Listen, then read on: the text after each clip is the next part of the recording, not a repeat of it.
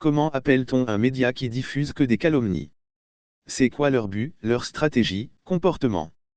Conséquences sur la société et politiquement, susceptibles de propager des rumeurs infondées. Nomination. Un média qui diffuse uniquement des calomnies est souvent qualifié de caniveau de presse ou de presse à scandale.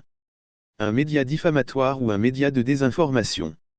Média calomniateur, terme direct et descriptif, mais peut être jugé trop général. Média de propagande, souvent utilisé pour désigner des médias diffusant des informations biaisées ou mensongères pour promouvoir une cause particulière. Usine à fausses nouvelles, met l'accent sur la production et la diffusion de fausses informations. Média sensationnaliste, se concentre sur des sujets qui attirent l'attention et suscitent l'émotion, souvent au détriment de la véracité. Motivations et stratégies. Un média toxique, met l'accent sur l'impact négatif de ces médias sur la société.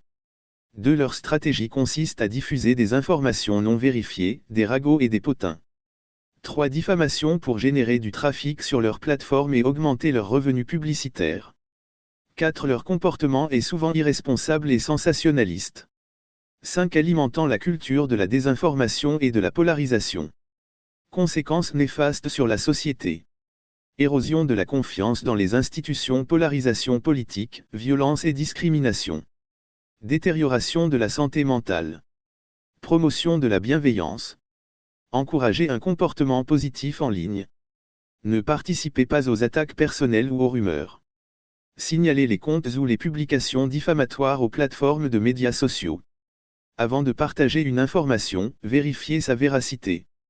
Conclusion N.